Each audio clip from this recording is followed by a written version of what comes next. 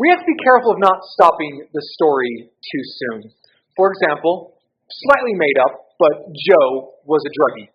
He was a drug dealer, was in trouble with the law, and one day he started talking with a Christian, and a Christian shared the gospel with him, gave him a Bible, and he became a follower of Christ, and everything was better, right? No, not usually. He still had great issues of his body demanding the drugs still. He still had lots of friends who were in his circles who kept trying to tempt him. He had buyers and sellers still trying to pull him back into his sin. And years later, even as he had kicked the habit, he often would find himself just his fingers moving as if he was rolling a joint again.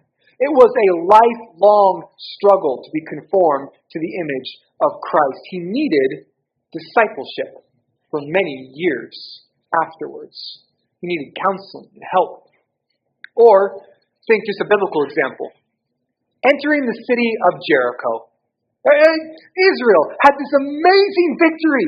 They cross the Jordan River. It dries up before them. They walk around a city. Just walk. And then they yell. And it all comes tumbling down. And it's amazing. And then it's all done, right? No. Then they spend years working and fighting against the Canaanites. And they actually give up. They stop fighting against the Canaanites, and what happens? They become a thorn in their side, always tempting them to go to the gods of the Canaanites rather than to following the God of Israel. We must be careful. We don't stop the story too soon. Or I've titled this message, "The Villain is Dead, but the Mission Continues." The villain is dead. Haman is gone. But the mission continues. Here we go. We talk about how we have to rejoice over good times, but do not let that stop you from continuing. Rejoice over good times, but don't just sit back then and be like, all right, I'm good. I got through this difficulty. Instead, we rejoice when good wins, but don't stop there. Last week, we saw the great reversal. Like, this is really the peak of this entire story. We talk about how the story have arcs, and the whole book, we're at the peak, where Haman had every reason to be sure that he was going to have great success. He still had the wealth, he still had the king's ear, everything was good, even until his wife and friends suddenly said, "You will surely fall." And right in that moment, he was brought to a meal with Queen Esther. And Queen Esther made an appeal to the king, very gently saying, "If I'm important to you, you want to save my life. You want to save my people." And the king says, "Who would dare do this?" And she says, points her finger and says, "Haman did it. This is the moment that the whole story's been leading to. Will they survive?"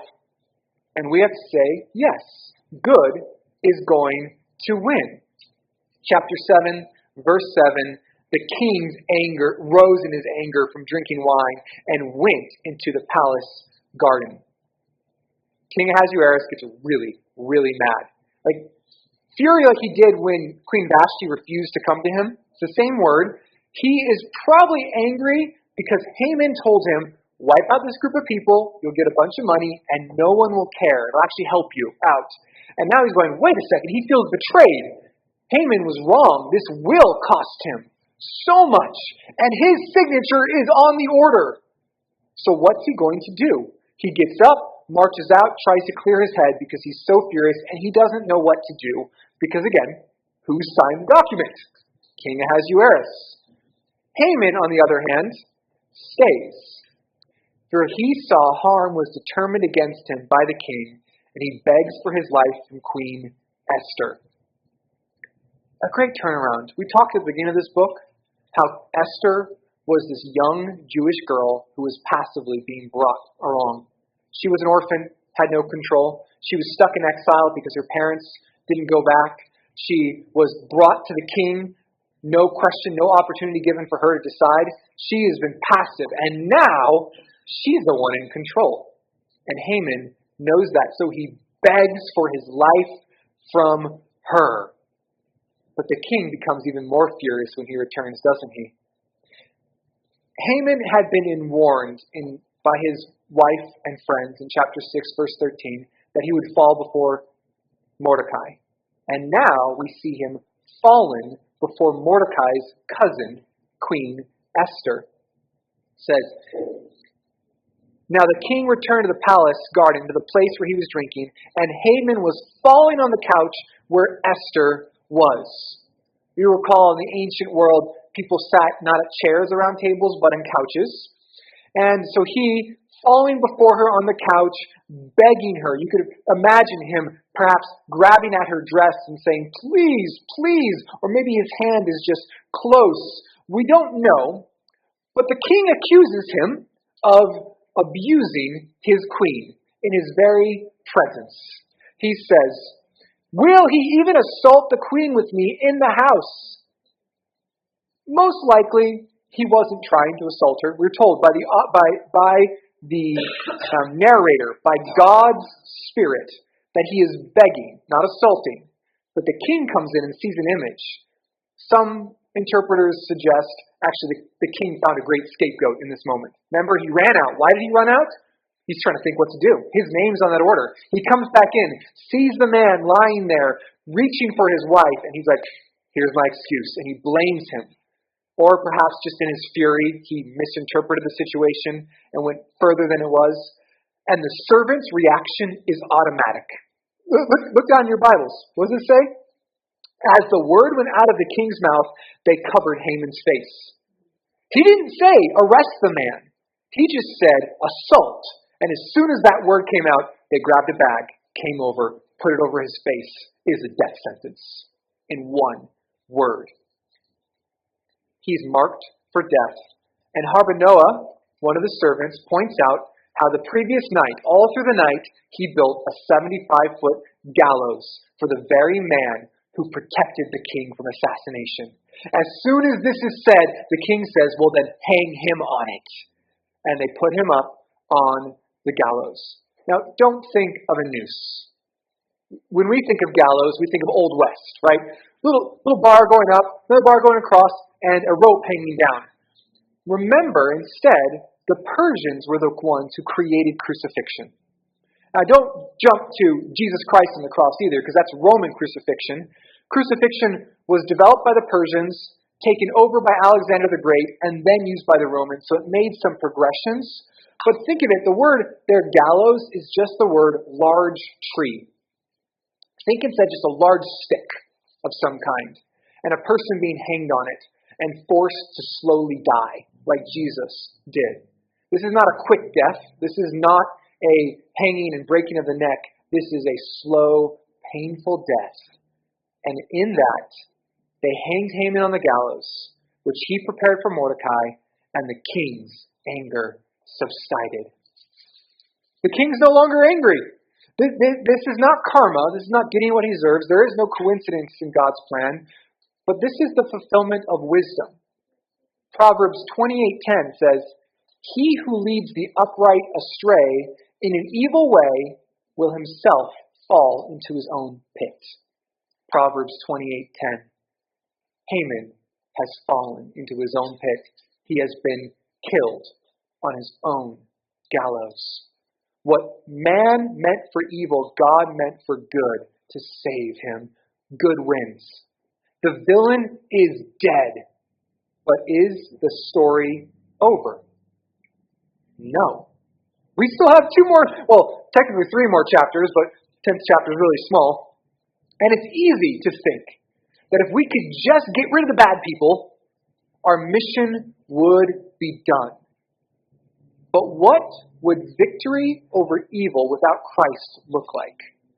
Donald Gray Barnhouse was a great preacher in Philadelphia's 10th Presbyterian Church. And he asked a very important question one day in his radio show. He said, "What would things look like if Satan actually took over a city?" We must remember, the city of brotherly love in Philadelphia was ridden with crime and problems. And people were up like, "Oh man, Satan's taking over the city." And Barnhouse said, let's imagine, what would it actually look like? Does it look like mayhem, violence, and debauchery? He said, "No." I quote, "All the bars and pool halls would be closed. Pornography would be banished. Pristine streets and sidewalks would be occupied by tidy pedestrians who smiled at each other. There would be no swearing. The kids would answer, "Yes, sir," "No, ma'am." And the churches would be full on Sundays where Christ would not be preached. That is Satan's best plan. Yes, brothers and sisters, we can rejoice when immorality is stopped. We can rejoice when evil laws are taken down. But our goal is to proclaim Jesus. Our mission is to persuade others to follow him. Our purpose is to make disciples, not just provide moralism. The Great Commission, Matthew 28, go into all the world making disciples. Not get professions, not get breakthroughs, make disciples. Hey, what's our message that we get to give? We say we follow an innocent man, the only true innocent man, the only true good man, who was crucified upon a cross. And the great king's anger was satisfied. Not fury like King Ahasuerus, who had no reason, who was trying to protect himself, but just anger against the wrongdoings you and I have done. Jesus hanging is far better story. He wasn't just innocent, he was powerful. He could have stopped it at any moment, right? And he proved that God was no longer angry by rising again on the third day. He didn't just die, he came back. And then we declare Jesus as Lord over all, who should be followed. That's what we get to do. This is one reason why I love ministering in California, especially Northern California. There's a distinction even between SoCal and NorCal, and just the Christian culture that exists in some places. And I'm so thankful that we get to hear from many people who admit they're not Christians. Too often, you get people who say, "Oh yeah, I'm a Christian." "Oh, well, tell me what you love about Jesus." "Oh, that's a very good question." Or you ask them, "Well, what is the gospel then? Why did Jesus have to die?" And they have no answer because they don't know the gospel. Nevada City is full of spiritual people who love spiritual things, right? But they don't know where salvation can come from. They're trying to make their lives better. Grass Valley, more conservative in a lot of ways. But the people, you ask them, why did Jesus have to die? And their answer will be, I've never thought of that before. Wait, really? People do not know the gospel, but we get to give it. And Jesus warned repeatedly that making a profession of faith was not sufficient. Evangelism and professions are good. We want people to hear the gospel and to change it, but we have to get people into churches for the long haul afterwards for discipleship. Because the enemy is dead. Haman is gone. It's the high point of the story, but we're not there yet. Again, secondly, remember the mission continues. We're going to see this in three parts, how the mission continues. The first being the queen's rewards are not enough. She will not be satisfied. And we're ending this downward trail down into the story. And while even though there's this falling action, what happens next is so important as it shows the mission continuing. Again, the queen's rewards are not enough. On that day, King Ahasuerus gave the house of Haman, the enemy of the Jews, to Queen Esther. And Mordecai came before the king, for Esther had disclosed what he was to her. The king took off his signet ring, which he had taken from Haman, and gave it to Mordecai, and Esther set Mordecai over the house of Haman. On that very day, no time passes now. This is quickly moving on in the story. They confiscate all the traitor's house and belongings. All his wealth now belong to the king. And the king gives them to his wife, the queen. She is still in control. And in his presence, she brings her cousin, Mordecai. And not only says he's her cousin, and he's a Jew, therefore she is a Jew, He also says that he raised her. He's the one who encouraged her to come before the king and to make this intercession. And the king, for whatever reason, is so impressed, both by his past actions and what he has done with Esther, that he makes Mordecai his second in command. Mordecai is now charged with all the responsibilities that Haman previously has. He gives him the signet ring, which is his symbol of authority. It is interesting, if you notice, is there a problem with Mordecai being a Jew and being second in command of the whole empire? No. And it kind of harkens us back. Why did Mordecai make such a big deal about keeping secret their Jewishness? The text doesn't say. We don't know. But perhaps if they had revealed that earlier on, maybe none of this would have happened. Maybe if the king had known that Esther was a Jew the whole time, he would have never allowed this to happen. But the timing is the Lord's. And it leads us to this, the fact that he hid it, the fact that the threat came, and the fact that salvation came, gives an opportunity for many people to become fearers of Yahweh as well. God plans even our mistakes, even our foolish choices, for a good end. Now, having received many honors, having her cousin made second in command, Esther makes a second request. She speaks to the king again, falls at his feet, weeps, and implores him to avert the evil scheme of Haman the Agagite and his plot which he devised against the Jews. Verse 3. She finally does what Mordecai asked her to do. He said, implore for the people. You recall earlier, she didn't really implore for the people. She implored for herself and never mentioned the Jews. Now she's being explicit. Save my people, the Jews.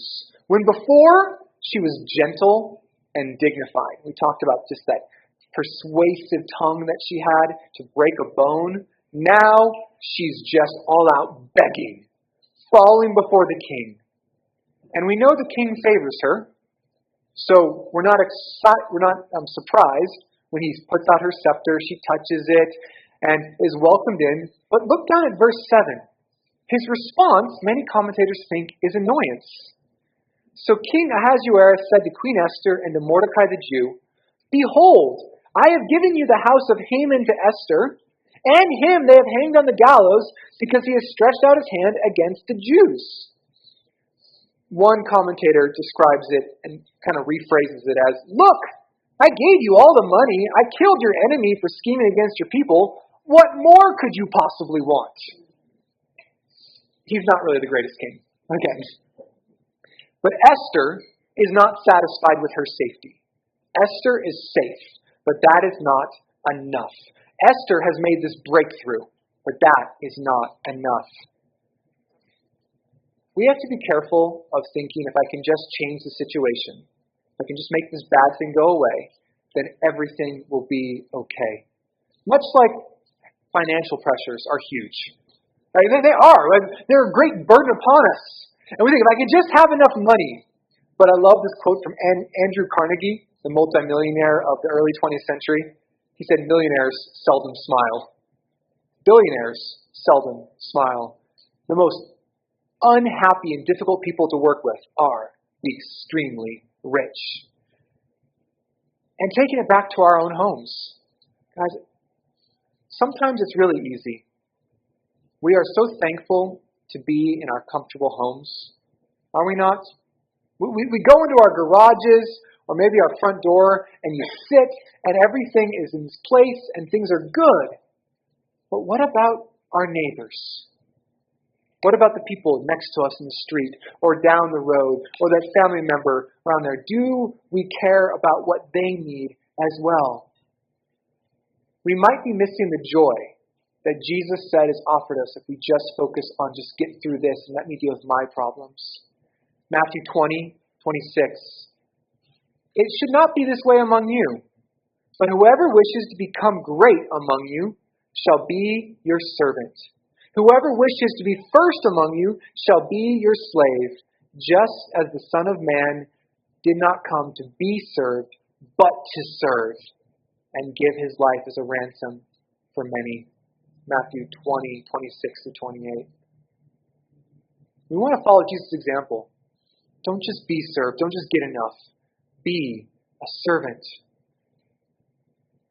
There's sometimes a pride that says, if others do what I did, then they'll be okay. Right? If you could imagine, Esther's like, well, if other people would just be as bold, they could be okay, just like I'm okay. But may I remind you that throughout Scripture, not everyone has a happy ending? For example, how many prophets were killed in Israel? Jesus said in Luke 11:47, you build the tombs of the prophet. It was your fathers who killed them. People killed the prophets. Or, turn to Hebrews chapter 11 with me, if you would. Hebrews 11, we all know the great hall of faith, and we look at how wonderful some of these people are. Hebrews 11, verse 35. And we see this first part, and we're like, this is wonderful. Women receive back their dead by resurrection.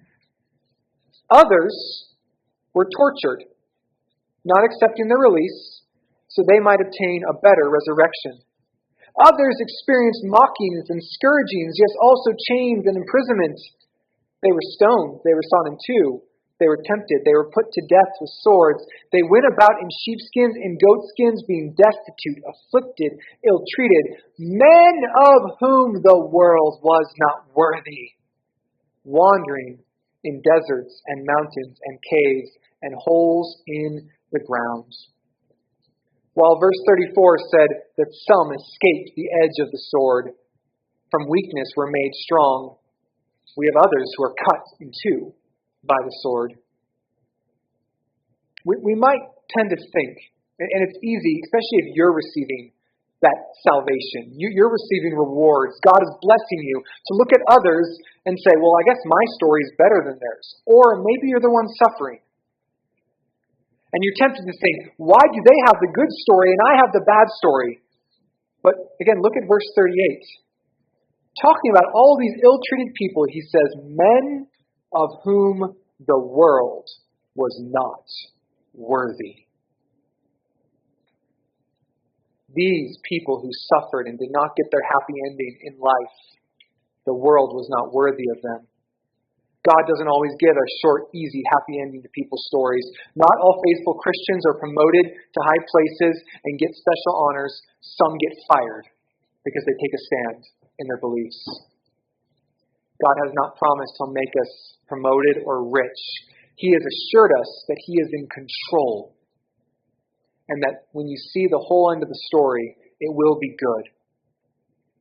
So, may we remember when we receive blessings, as Hebrews 11:40 ends, it says, so that apart from us, that they would not be made perfect.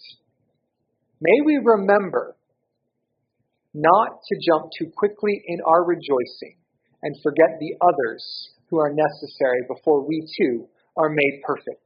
We do not just want our comfort, our praise, any more than the Old Testament saints would just want themselves without the New Testament saints being gathered in together among God's people. We want others to know Christ. We want to care for others. And God is using these less than perfect Jews to bring it out. So not only is Queen Esther's blessings and rewards not enough, secondly, the king's response shows God can change the unchangeable. The king's response shows God can change the unchangeable. Back in Esther, chapter 8, verse 8, now you write to the Jews as you see fit, in the king's name, and you seal it with the king's signet ring. For a decree which is written in the name of the king and sealed with the king's signet ring cannot be revoked. So, again, picture the situation. Esther has just begged the king, please save my people. Begging him. The king says, haven't I done enough for you? All right, you two handle it. And he just says, you figure it out Because once the law has gone out, it cannot be changed. So this is on you. He's not the greatest king. He doesn't care about his people the most. But God is so kind to put a very capable man in that place. And so Mordecai and Esther, his cousin, come together with a plan. And they take the same crazy bureaucracy that was used earlier in the book to decree the death of all the Jews to make a new decree. Sometimes something that was used for bad can be used for good. Like, for example, right now, we're streaming a video for those people who are sick at home, right? Some of you later, like, okay, I'm going to watch that again. How many good resources are available online through technology of streaming video? Do you know most of that was developed by horrible pornographers? They created a lot of the coding and the technology to make that work, and then it's just slowly spread. God can use even what is used for evil later for good. Things have now turned around for the Jews. The message goes out strong and wide that the Jews who were previously, it was illegal for them to gather. Now, it says in verse 11, in each and every city, the right to assemble and defend their lives. They could create defense squads. They could arm themselves and get ready. And they were given the same permission in self-defense that the previous law gave for their attackers. Complete destruction. They were able to, as it says here, destroy, kill, and annihilate. The same words given against them. Even anyone who joined in, women and children as well.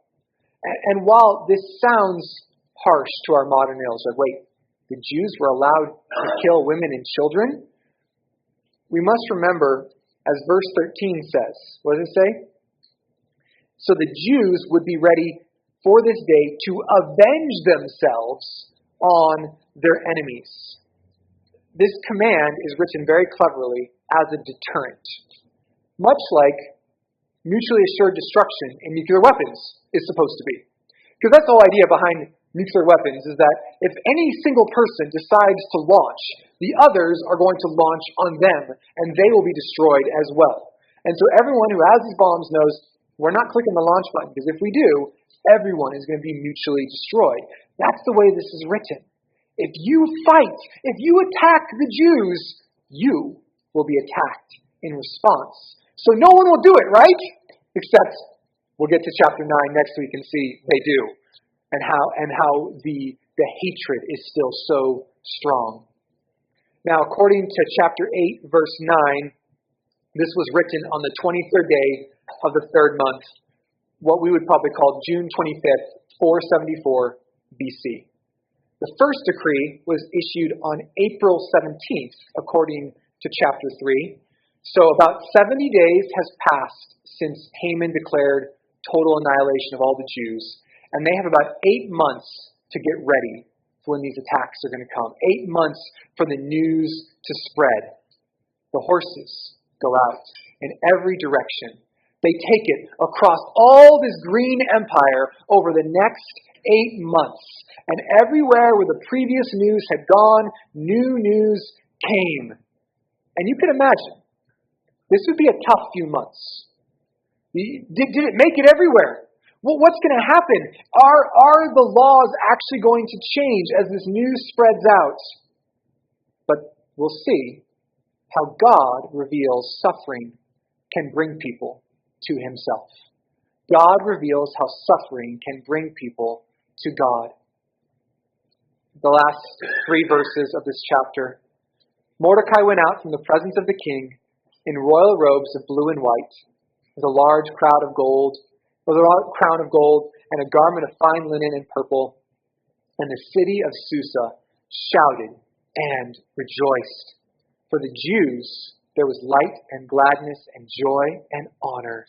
In each and every province and in each and every city, wherever the king's commandment and his decree arrived, there was gladness and joy for the Jews, a feast and a holiday. And many among the peoples of the land became Jews, for the dread of the Jews had fallen over them. how quickly things have changed, have they not?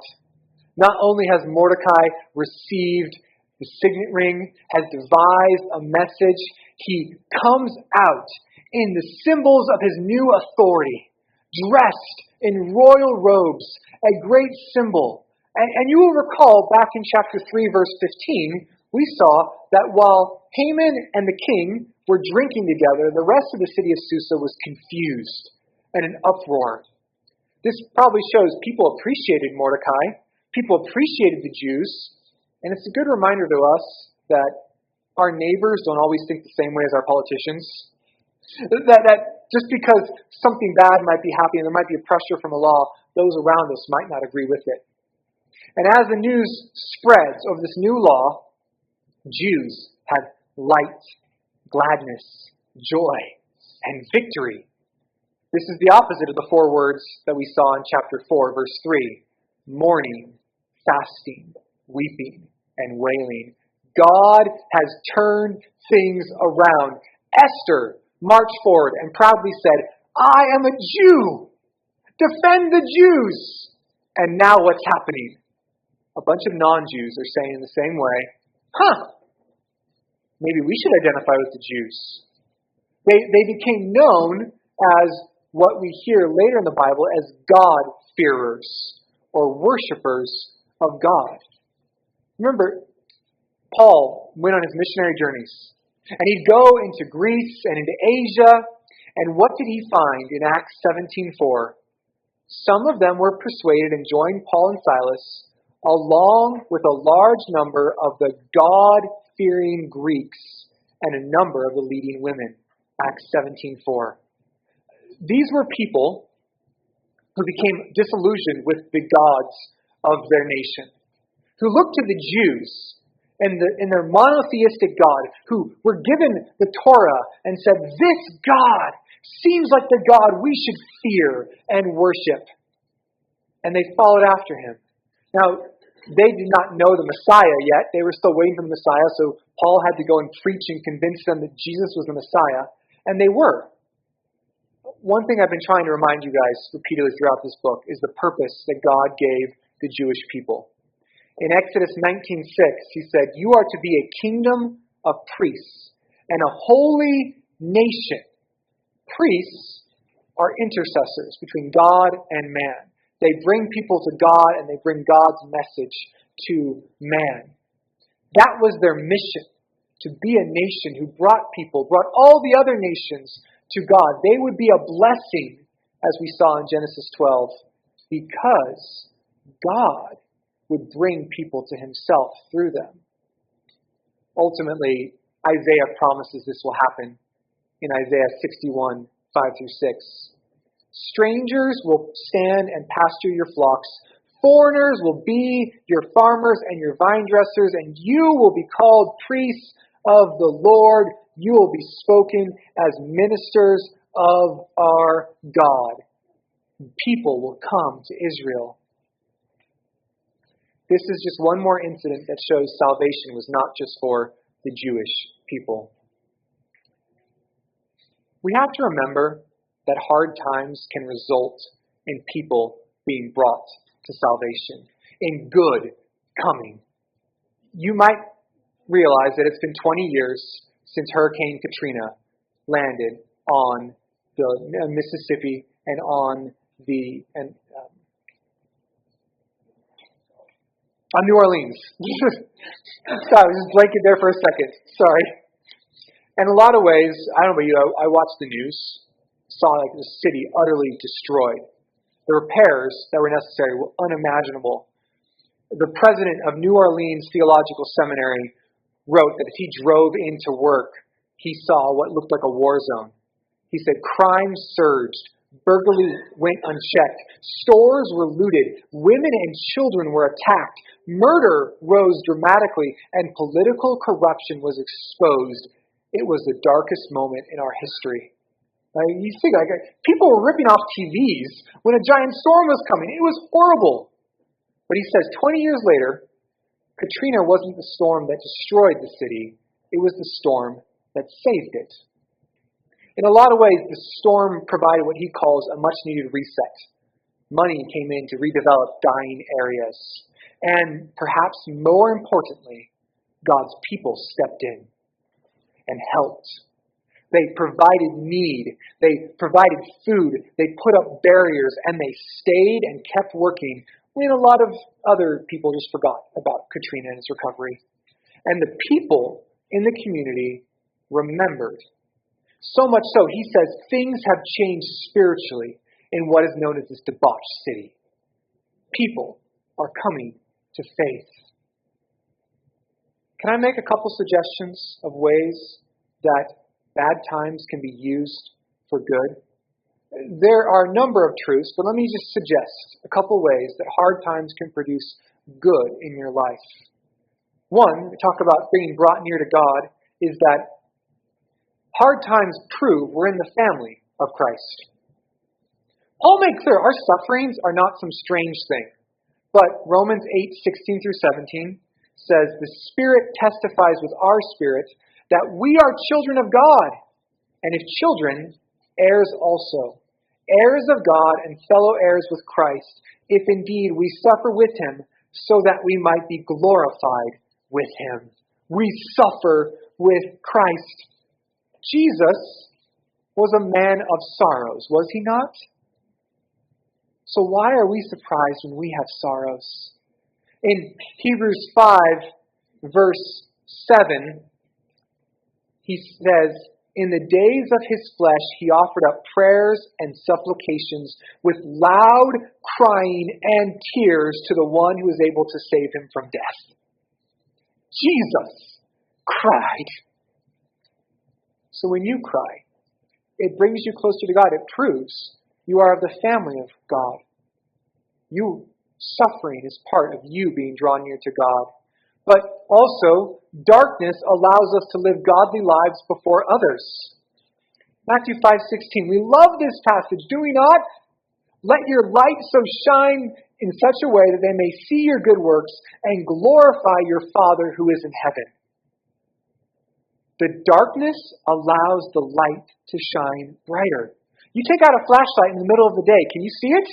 Absolutely not. But as it gets darker and darker, that light just pierces through. Our sufferings, how we respond into a dark world, gives us opportunities to say, this is the God we serve. And perhaps one of those toughest times is actually when sin needs to be addressed in the church.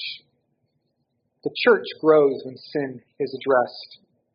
I cannot picture a harder thing at times than when someone in our church refuses to repent of their sin. That's hard. That's really, really big suffering. And it's awkward and painful.